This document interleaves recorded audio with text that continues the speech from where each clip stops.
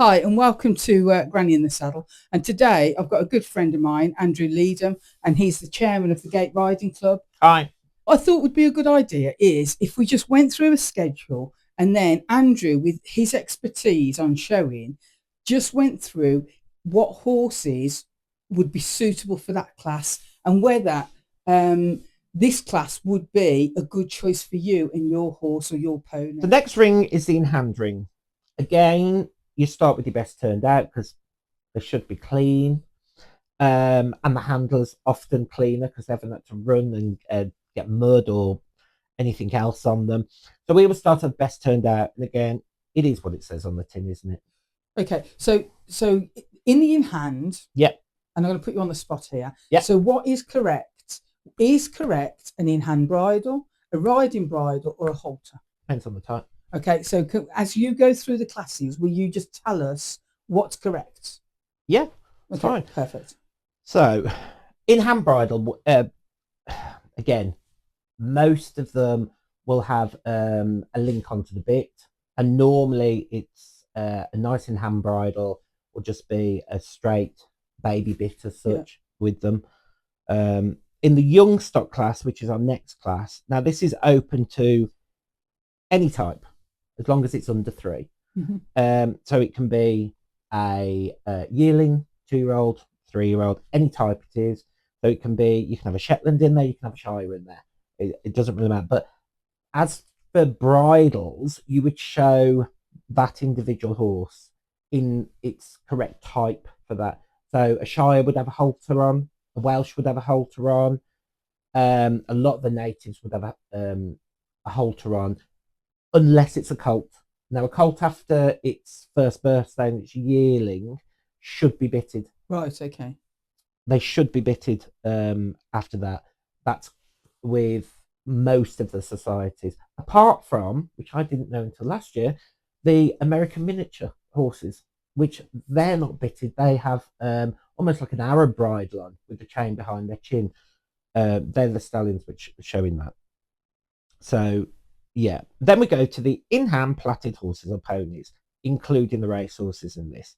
Now, a platted horse, so if you've got a hunter, you can either show it in a double bridle, in hand this is, with a plain noseband or a plain brow band, or you could just have a plain in-hand bridle. If you've got something, so it's got to work. It's got to look workmanlike. Workmanlike. The same with the cob. So if you have a show cob, same, all plain. If you have a riding horse or a hack, you would have a very neat bridle with a nice ribboned brow band on them, so the coloured brow band, not too much bling. So back in my day, like a coloured brow band would just be like a little zigzag of 2 colours. Yeah, exactly. Yeah. You know, now they're about that thick with massive rosettes on the exactly. side. So would you encourage that as being what looks good, or it depends on the horse? Would you go in between? Because I'm thinking like the big bling for maybe an evening performance or something like that, where they go even blingier with the evening performance. Right, so okay. Normally a show like that, we'd have the the ribbons, and they do have the rosettes on the side. Evening performances, they tend to have the diamantes in them, and as well on the rosette. So under the spotlights, they shimmer.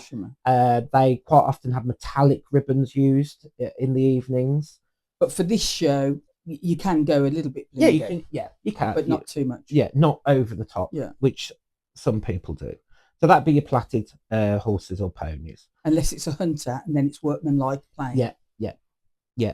And obviously a show cob wouldn't be in that class because it wouldn't be platted. So you've got, next class is the in-hand part bred. Now, this all depends for the in-hand part bred, what you've got. So if you've got, say, a part bred Arab or a part bred thoroughbred or warm blood, those would be platted. But if you've got a part bred Welsh or a part bred Connie, depending on their type, have they taken more after the Welsh or have they taken more after what other part of them are bred? So if you've got a Welsh cross thoroughbred and it's taken more after a thoroughbred side, you'd probably plat that. Yeah. But if it's got more of the Welsh look, you keep it in a native way of going. So a longer mane, untrimmed with its feathers. So it just depends on, like you say, which part of the part bread it takes after. Yeah, exactly. So How you would show it. Yeah. And stuff. Then we have the in-hand veteran, same as all the written classes, 15 up plus, and that's on confirmation. And again, with the confirmation and its condition as well with the veterans, do they look well for a particular age? And they are judged on their individual show. And that's it.